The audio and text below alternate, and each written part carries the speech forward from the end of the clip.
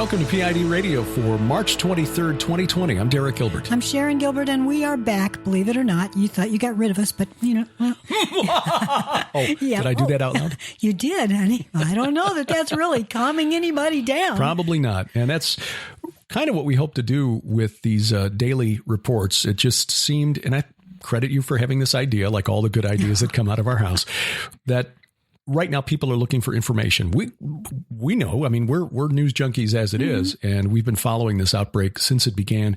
You were on this back in December, as you noticed the mystery pneumonia that was popping up in China. Even though the world didn't pay attention, here in America, we didn't pay attention really until after the impeachment. It was the end of January before anybody started really looking. Right. And since the Senate didn't vote on the articles of impeachment until February 5th, then it was after that the media suddenly took notice. Yeah.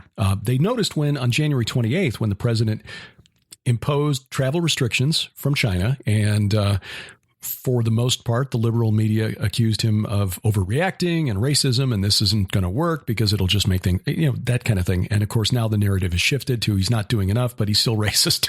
So it's like, oh my. You can't have it both ways, but yet they want it both ways. That's the nature of politics, though. Well, exactly. Yeah. It's always about how do we spin this for maximum advantage so we can keep our phony baloney jobs. Well, if you're brand new to the idea of PID Radio, we started this 15 years ago this month. PID Radio stands for Peering into Darkness, and that's an idea that sort of caught on with us early on. We were starting to write Christian fiction back in December of 2002, and we wanted a way that we could discuss our books. And after a week of doing that, which is one program, in March of 2005, we decided, no, the Lord's calling us to other things. So what do we do next week? What do we do next week? And honestly, that was about the time, within a month or two, was the time when H5N1 was all in the news. Suddenly, we were talking to Dr. Henry Nyman and other experts. We were trying to take a look at what could have been a terrible outbreak at the time, but turned out to be relatively mild. We are now, 15 years later, still looking into the darkness that the enemy, the fallen realm, the small g gods, what their plans and plots are all about. That's what peering into darkness really means. Derek and I were trying to be good watchmen and women. Yeah. And that's what led to what we do now with Skywatch TV, with Sci Friday, Unraveling Revelation, the daily 5 and 10 updates, and of course the Skywatch TV program. We interviewed Tom Horn in the summer of 2005. That was the first time we met Tom virtually. First time we met face to face was, I think, 5 years later at the Supernatural Science and Prophecy Conference. It was a long time later, but Canton, Ohio. Boy, you know what? That was a whole lot of fun. Getting to meet him in person, because we'd become good friends over the in the virtual realm, you might say. And here we are coming full circle, because even though we're now very close friends with Tom, and we're part of his Skywatch TV ministry, in addition to doing many other things that you and I have started doing since March of 2005, sorry. In a way, we're now virtual again, because many of us across the country, across the world, are being told to shelter in place. You're supposed to stay home.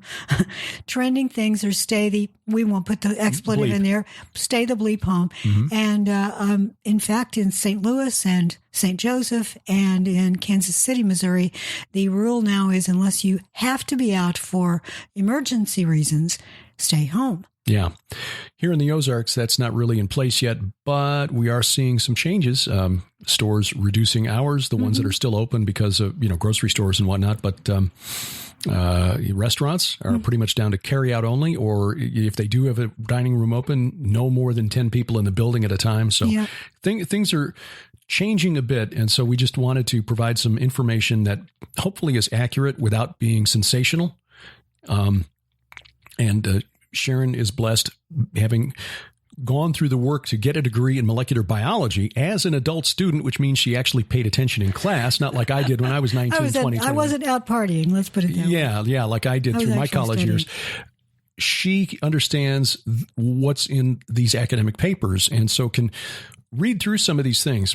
And I don't want to throw anyone under the bus or cast any aspersions, but there's a lot of information out there on the web that honestly is probably driven by the lack of understanding of what the epidemiologists and virologists are discovering about this disease. And that's contributed to some claims that this is fake. This is all made up. We understand the concerns of government overreach.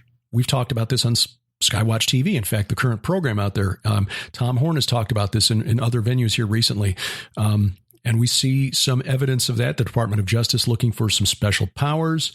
But, you can extrapolate that beyond where the evidence leads. And that can feed a spirit of fear, which is not what we as Christians are given by God. God does not send us a spirit of fear. He does not, which is one reason we decided we were going to spend about 10, 15 minutes every day trying to just unpack the latest stories and remind you that we don't need to fear.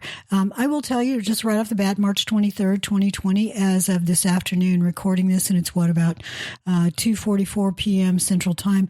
The case count is 373,161. We get those numbers at worldometers.info. I find that it's the most current, up-to-date. It's the most thorough one I like going to because it gives you a lot of statistics that you can take and drill down in. As of right now, it looks like most of the countries have reported in. So that number is probably will not increase before the end of the day. But what we are seeing here in the U.S. is that as of today, we had an increase of over 8,000 cases. That's about a 25% increase over yesterday. Now, part of that is due to more testing kits being available. Which is good. Right. That is good. So we're now going to diagnose and identify more cases. So the sharp increase in the number of cases is not in and of itself a reason to be overly concerned, but we should take this seriously. The other side of this is that we're seeing a lot of students who went down to Florida and Texas for spring break, where they did not practice social distancing. One kid on CBS News was interviewed and literally said, if I get corona, I get corona. I'm not going to let a virus stop me from partying. # idiot. Yeah, I know. I've seen COVIDiot. Yeah, there we go. COVIDiot. Well, that's been trending on hashtag that's trending on social media. But, that said, we're starting to see some cases now popping up amongst kids who were at spring break in Florida, 5 students at the University of Tampa. I know here in Springfield, Missouri, which is home of Missouri State University, 20,000 plus students there. They were asking students returning from spring break, please self-quarantine for 14 days. Yeah, well, they don't always do that, and some of them just refuse to do that. Some of them are actually going into grocery stores and licking produce, for goodness sake. Yeah, I don't get it. Yeah. They have this sense of being, frankly, eternal. They think that they're invulnerable. However, they are not, and we see over and over again this drumbeat of if you're 60 or over, you're most at risk. If you're 80, you're likely to die if you get this disease, or more likely to die. You don't necessarily die. There have been a lot of stories of people in their 80s who are surviving. But there are also stories of people who are young, who are getting ill, and some of them are on ventilators. In Italy right now, if you are 60 or younger, you will get a ventilator. But if you're 60 or older and you come in as a patient, you probably won't. That means that they're getting a lot of younger patients that they have a sense that these are more likely to survive. We have very few ventilators, so we're going to ration them. Look, there are a lot of young people who have underlying conditions. Diabetes has become much more prevalent in our younger people. Right. The idea that you are smokers now, you're vaping, that compromises the lung tissue already if you're vaping in some cases. So it could be that you are more vulnerable to the virus than Derek or I would be, because we're honestly pretty darn healthy. Yeah. So it could be that a 20-year-old would be more likely to die than we are. Yeah. And here's the other aspect of that. It's really selfish if you're going to go and congregate with large groups of people where you might be exposed simply because you don't want to stop having fun. There was a photo that I put up on today's 5 and 10 for Skywatch TV that was taken in downtown Nashville. A group of people out for having a good time. Again, not practicing social distancing. Just hours before the mayor of Nashville shut down all the bars in the county there. Those people may be younger, stronger, healthier than their parents and grandparents. But if they go home and come in contact with their parents and grandparents who may be immunocompromised or have an underlying condition, they are spreading the virus to the people who are less likely to resist the disease. So exactly. Anyway, just be conscious of how your activity may affect others, especially if you're younger and healthier. Mm-hmm. Don't assume that just because you feel strong that don't assume that you're not going to pass it on to someone else. In fact, I think the most prominent case now of someone who's asymptomatic, showing no signs of the disease, and yet has tested positive for it is Senator Rand Paul of Kentucky. And he is sort of the poster boy these days for the idea of silent spreaders. There are, because he may have already spread it and not realized it because he does not feel sick. He was only tested because he'd been around someone else that had been sick. So he thought, I'll go ahead and get tested. He wanted to do diligence. The cases of silent transmission are rising higher and higher. Another fact that gets passed around all the time, and it's not just by those on social media, it's also those in the mainstream media, is that this is a respiratory disease. That's true, but it sometimes presents with digestive systems. In fact, I just read a paper earlier that says that as many as half who present with symptoms who have coronavirus actually start out with a stomach ache or indigestion or intestinal issues. There are ACE2 receptors on your GI tract. That's the receptor that shakes hands with this virus and lets it into the cell. If it gets in, say, if you swallow something that's been licked at the store by someone who's sick, or if it's been prepared by someone who's sick and you're at a restaurant or takeout food, you don't know. You go through the drive-thru, doesn't mean that someone hasn't prepared it who's sick. Let's be honest. So if you internalize that through your GI tract, then it's very possible that your first symptoms will be stomach upset. In fact, the patient who may be one of the very earliest, if not the earliest patient in Wuhan, China, was in November or early December, depending upon the source. He was operated on. His original symptoms were stomach ache.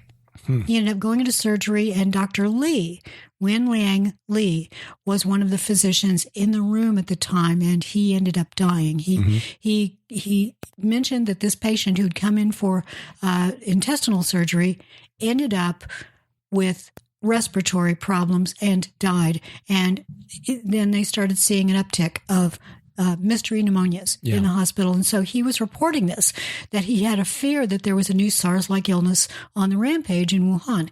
And he was arrested, told not to do that. Right. And eventually he was reported as having the illness and dying. Yeah. Interesting how the media has been spinning this, and we're at about 12 minutes already. Amazing how time flies when we start talking with each other. I know. Gilbert time. Yeah. The bottom line is, there is something that is going around the world. Right. It really is making people sick.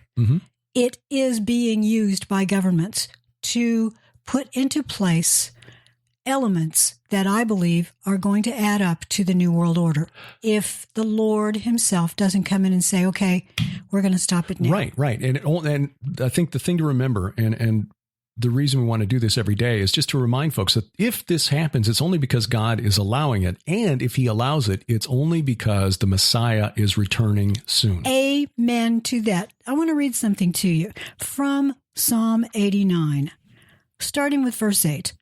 O Yahweh, God of hosts, who is a strong Lord like unto thee? Or to thy faithfulness round about thee. Thou rulest the raging of the sea.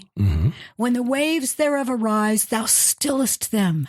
Thou hast broken Rahab into pieces as one that is slain. Thou hast scattered thine enemies with thy strong arm. The heavens are thine, the earth also is thine. As for the world and the fullness thereof, thou hast founded them. I'm going to stop there, and we'll continue with that tomorrow, but I want to stop because there's a lot in these verses.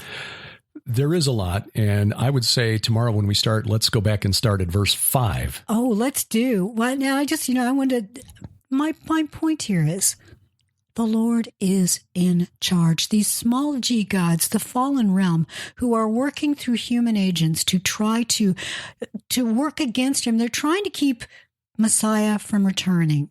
And if he does manage to make it, they're trying to use humans as shields to stop him from arriving. They're willing to do anything. They don't care what happens to us. And if they need to, they'll just use us as habitation and create zombie armies. Seriously, the fallen realm will do things like this. The bottom line is the Lord has told us many, many, many times. Mm-hmm. He has already beaten them. Yeah. It isn't going to happen. It has happened. They just haven't felt the effects of it yet. Yeah. Judgment has been decreed. It is yet to be carried out, and it will be carried out on the day of the Lord. Amen to that. So please, please, please, I know that many of you are scared. I get emails from you. I understand that. But please understand that God is still in charge. He is still everywhere. Mm-hmm. He's in your home. Mm-hmm. He is there with you. If you are living all alone, he's there holding your hand. He is there whispering to you. He's there walking with you. He's there wiping your tears when you're feeling all alone and you're frightened. He is there up until the very last breath that we take. And then he holds our hand as we walk through that barrier into eternity. What matters now is where will you end up? Are you going to walk into eternity with him taking you to his throne? Or are you going to be guided to the very place where the rich man opened his eyes and realized he was in torments? Because that's forever.